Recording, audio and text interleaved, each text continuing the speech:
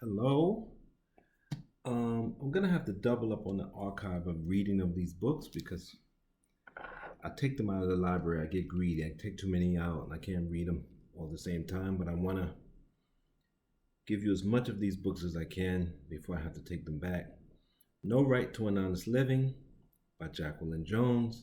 So let's get into it. And it's important because we need to understand what jobs are and where they come from. And you don't realize how many times I've had to tell people that jobs don't drop out of the sky. Because I really do believe people think that. Oh, and it's a sad, sad state. The Fugitive Economy, that's chapter one. Antebellum Boston consisted of a large, churning colony of fugitives from slavery. In 1850, as many as one quarter of the black population, 2,000, out of a total of 136,000 people. Indeed, the Boston black community functioned as a restless maroon colony, a hidden settlement of freedom seekers, northern style, with physical barriers, in this case subterranean rooms and narrow alleyways,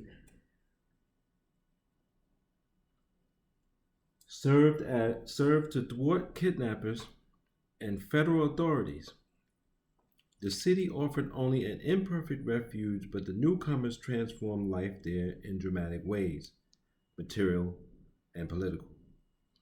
Boston provided a way station for some and a permanent home for others. Regardless, a fugitive economy based on waged and unwaged labor shaped the entire black community and, by extension, the abolitionist agenda. Though dominated by U.S. born persons of African descent, this economy was ultimately cosmopolitan, and multi-ethnic. In the 1850s, substantial numbers of Boston's black residents were born abroad, in places that charted and trade routes out of outgoing and incoming vessels. The Canadian Maritimes, New Brunswick, and Nova Scotia. Africa, the West Indies, Cuba, the Bahamas, Bermuda, and Suriname. I don't know if I'm saying that right. Suriname. Western Europe, including England, Ireland, Spain, Portugal, and the Netherlands. In India, a large proportion of these immigrants were mariners, and some hailed from slave societies. Fugitives arrived in Boston from the east as well as from the south. Many of those foreigners, together with seamen from the deep south, had abandoned or literally jumped ship in Boston Harbor. Seafaring newcomers infused Boston's black community with ideological sensibilities forged in the crucible of the Atlantic world, shaped by mass migrations, cultural clashes, and the rise of industrial capitalism.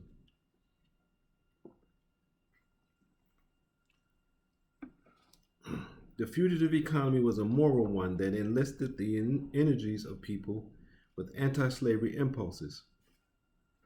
It was also political, pitting Southern black runaways and their supporters against the law of the United States, which reflected an interest and national influence of Southern slaveholders. Another component of the fugitive economy relied on exchange of money for goods and services. Services that included, for example, transporting housing and defending runaways.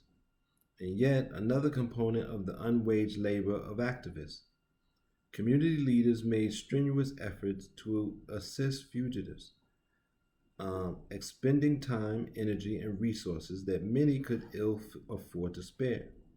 And the newcomers also helped to determine the contours of abolitionist agitation and fundraising. In February 1850, an anti-slavery meeting featured an appearance by a 15-year-old named Elizabeth Blakely, a fugitive recently arrived from North Carolina. One member of the audience described her as a most interesting looking creature, a curiosity, and presumably an inducement for audience members to open their wallets. The mass meeting with a recent runaway on the platform, whether a man, a woman, or a child who looked nearly white, became a staple of abolitionist activism. This is where you get the colorism thing in black communities. See, this is how it's coming into the Civil War into freedom. This maroon-like colony intersected with Boston job market. Fugitives who attempted to stay in Boston sought out wage labor. For the most part, they consisted of underemployed workforce of domestic servants, waiters, and menial laborers. Exceptional were those few enterprising men and women who made a livelihood out of speaking and writing about the otherwise, documenting their own harrowing life stories. Most fugitives had to piece together a living with the help of the black community, since local anti-slavery societies earmarked aid for the escape and temporary lodging of fugitives, but not for their permanent resettlement in the Bay State city. George Timo, who fled Virginia and arrived in Massachusetts in the winter of 1853-1854, noted, once there, you were free indeed, and then thrown on your own resources after a few weeks of indulgence by local abolitionists. Ultimately, the fugitive economy was an unstable one, made even more so by the high mortality rate suffered by the many black Bostonians living in cramped quarters. Unpredictability was the hallmark of virtually every fugitive's existence. In 1844, the runaway Harriet Jacobs was living in New York City and working for the family of Nathaniel Parker Willis, a successful magazine writer. Fearing that her North Carolina master was pursuing her, Jacobs made her way to Boston, where she found employment as a seamstress.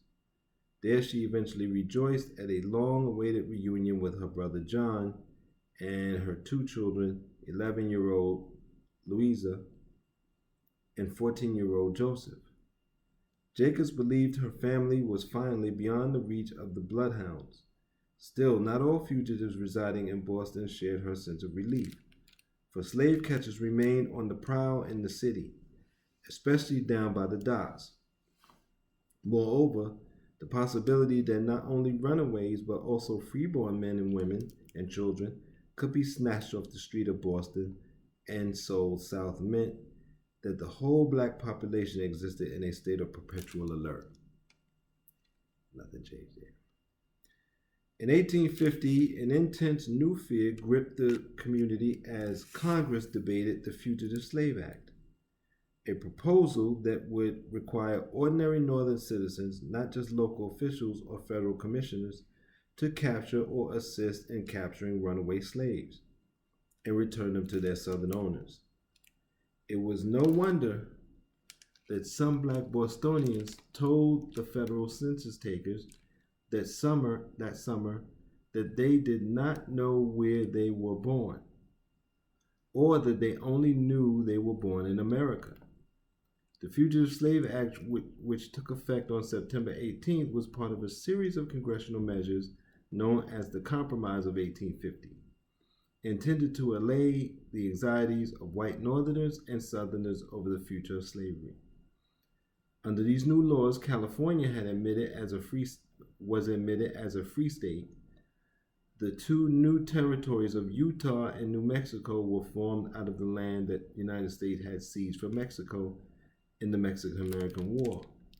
And the slave trade, though not slavery, was abolished in the District of Columbia. The stringent legislation related to fugitives provided for a process of rendition that denied the accused runaway all semblance of due process. Suddenly, all Northerners, regardless of their politics, found themselves in the middle of the controversy over slavery, forced to act in effect as slave catchers themselves. Even Boston's pro-slavery whites resented the intrusion of federal marshals, the havoc that ensued from enforcement of the law, and the high cost affixed to each rendition, which could run into thousands of dollars. The so called compromise ignited outrage of abolitionists and inflamed Northern public opinion in general. On the evening of Friday, October 4th, an overflow crowd met in the African Meeting House on Smith Court to protest the new law, galvanizing the black community as never before. The meeting featured a report with William Cooper Nell, the Boston-born secretary of the gathering. He declared that the odious bill, though just recently passed in hot haste, had commenced his bloody crusade over the lands and the liability of ourselves and families becoming its victims. At the caprice of Southern men stealers, imperatively demands an expression whether we will tamely submit to chains and slavery, or whether we will at all, in every hazard, live and die free men. Organizers titled the proceedings Declaration of Sentiments of the Colored Citizens of Boston on the Fugitive Slave Bill, a nod to the Declaration of Rights and Sentiments approved by delegates to Seneca Falls Convention of 1848 in favor of the rights of women, which was itself an homage to the 1776 Declaration of Independence. So we'll pick up with that.